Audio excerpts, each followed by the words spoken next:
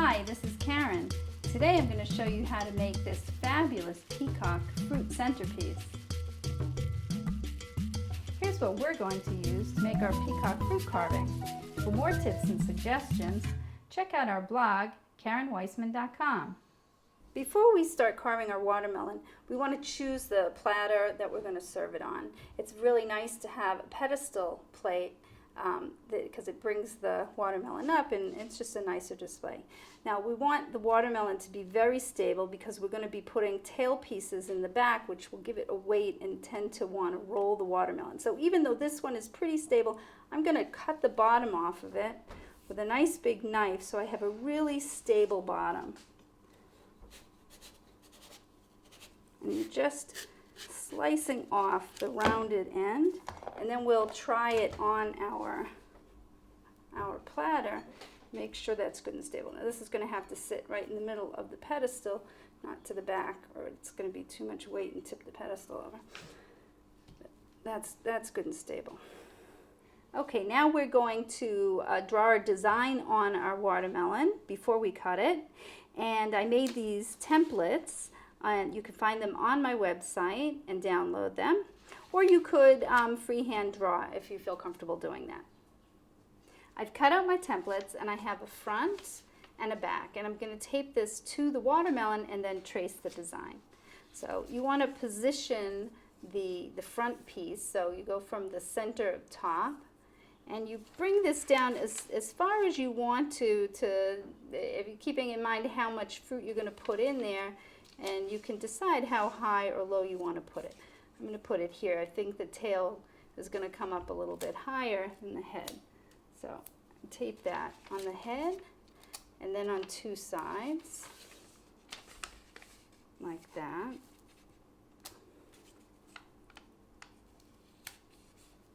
Okay, and when you trace it, you'll just hold that close. You could tape it in more spots if you want.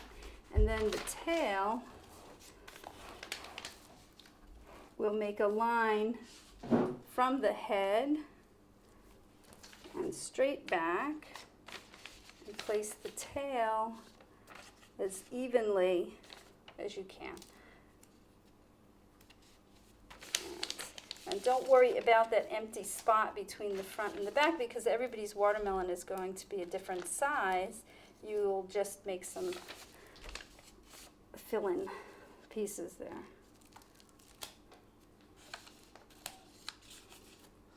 Okay, now we can trace it with just a skewer, or you can use a food grade marker. The skewer will just make an indent in will scratch the surface, and you'll be able to see that in order to carve it.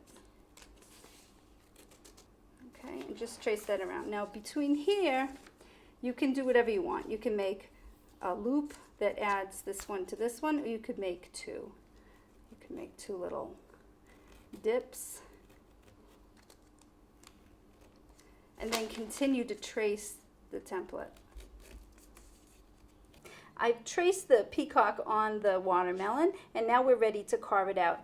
It's really nice to have one of these carving knives. It's like you can get a pumpkin carving knife. The idea is that you want the thinnest blade possible, and that helps you get around all the curves. Okay, we're going to just pierce right in. You want to always kind of cut towards the center of the watermelon and do a short sawing motion. And when you come to a curve, just go really slow and easy so you don't cut off the parts that you don't want to cut off. Come around and do a sawing motion. You don't want to go in, you want to go in about this deep because that's about the thickness of the flesh of the watermelon. And you come to these curves, just follow that line. Okay, now if you feel like you're going off, then stop and change direction, put it in somewhere else, and come back around. Okay, and we're going to just remove pieces of the watermelon a little at a time. So if you get a section here that looks like you could take it out, then you just do that. You pull that and save that because we're going to cut it up and use it to fill the fruit bowl after. Let's continue here at the top of the head. Just follow your line down and around. And again, I'm going to stop here and start back here. In fact, I can even start here. It's going to make a nice little circle piece that I can take out. And the idea is just go around and remove the pieces that we don't want, just bit by bit. Like in this section, I would go like here, and then maybe down here, because this is my, and then cut out this small section here. Sometimes you have to kind of push on it and crack it, but you want to make sure that you don't crack your wings. Now, if it's not coming out, put that knife back in there and cut a smaller piece until it does come out. And you really want to be careful while you're doing it not to crack off your neck or crack off one of your wings.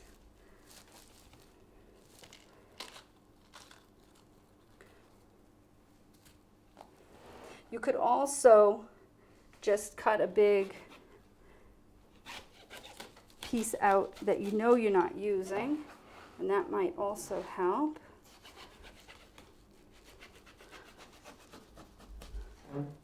Okay, we'll pull that right out. We're saving all these pieces. Okay, and then continue on.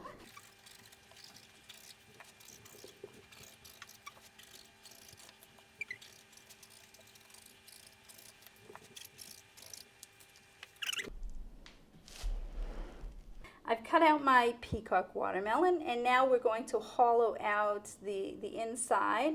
We want to cut the biggest chunks possible. We also want to cut and leave a little bit of the watermelon so we have that nice pink on the inside. So using your knife, you just saw again in a short little strokes all around the edge, going down as far as you can. Remember that the watermelon is round, so you really can only go about this much at a time before you need to cut out a piece. So, and if you go kind of do like chunks, and without squishing and damaging it, you want to kind of pull it out. So I've used the knife to kind of stick in there and pry it out. And just work your way around. Now be very careful of the neck section because you don't want to take off too much and make that neck weak or floppy. So I'm going to be more careful around there.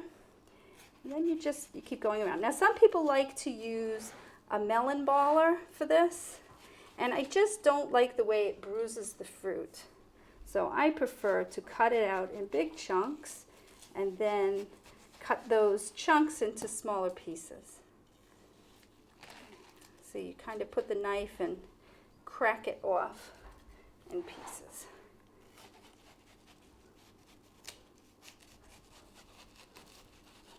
See, now as I get here, I can make a slice under the bottom. And sometimes you can use a bigger knife to get in there. And give it a little, just crack off pieces. And being very gentle with the fruit so we can use it to fill the watermelon later.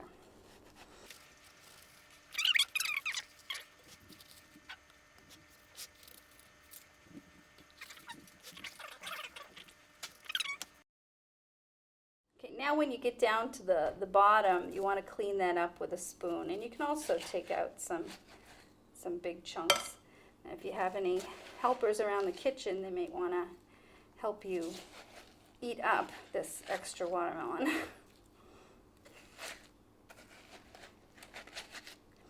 And then you'll just take the spoon and clean it up, make it a nice neat bowl.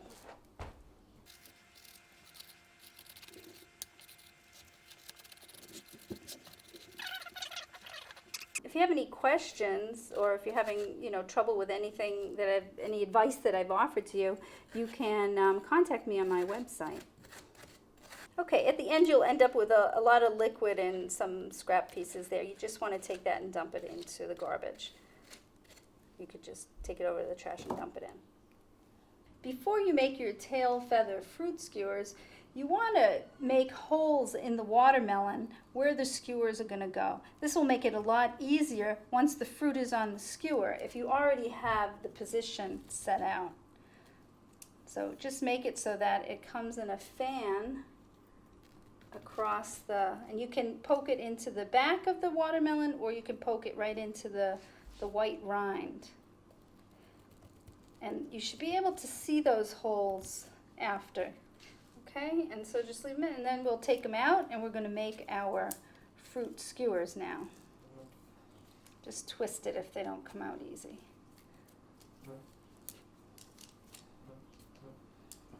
Once you've got it all, your peacock all carved out, you put it in, keep it in a plastic bag, tightly wrapped in the refrigerator while you work on your tail feathers.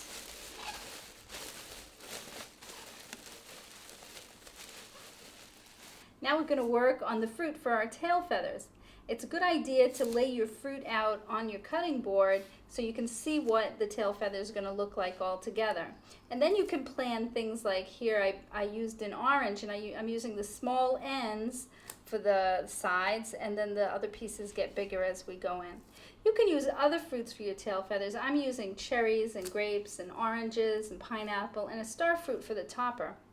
Kiwi is a great fruit to use for the circles, and strawberries, when they're in season, are great to use in your tail feathers. Now we're going to skewer them with the flat side of the skewer to the top, and the point is the part that goes into the watermelon. So we actually have to skewer them from the top down through to the bottom. So I'm not going to use my star fruit. I'm going to save that and use it for the topper. I just put it here so you could see what it looked like. And the cherry has a pit, so I'm just going to stick that in behind the pit and take that all the way up to the top of the skewer and leave about an inch at the top, because that's where my star fruit's going to go. And then you put your screw into the next piece, and if it's not going in easy, so you twist it a little and you get that in there and bring it up to the cherry. Now I'm putting another cherry. Okay, and the orange is about a 1/2 inch thick slice, because you want to be able to get the skewer in there, and it helps to keep it on the cutting board and kind of hold it down so you don't squash the fruit as you're skewering it. Okay, and bring that up to the cherry. You can just kind of reshape it if it gets a little squashed. And now we'll add our grapes. And another cherry and 2 more grapes.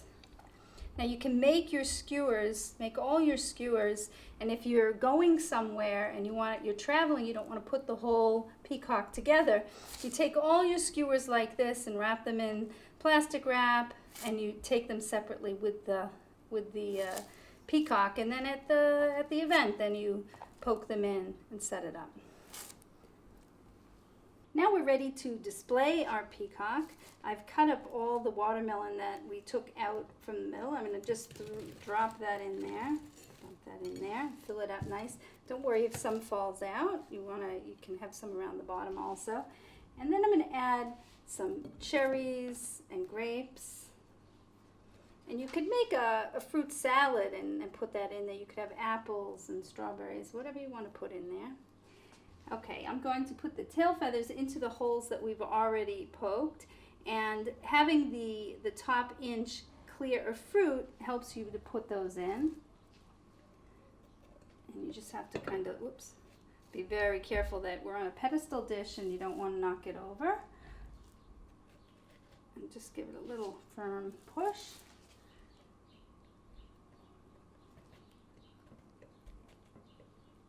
Okay. Other ones here.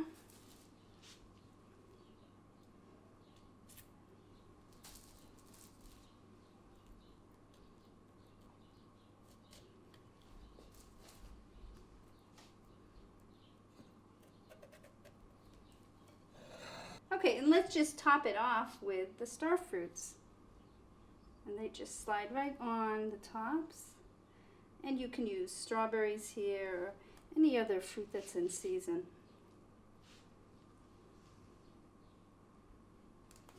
And for our final fix on our peacock here, we're going to put a little bit of a plume on the top of her head. And you can take a skewer and just poke 3 little holes. And I have the stems from the cherries, and we'll just stick them right in there.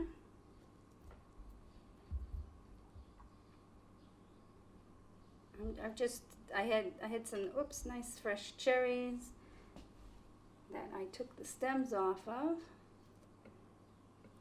And here, I lost one, so I'll get another one. Here are my cherries.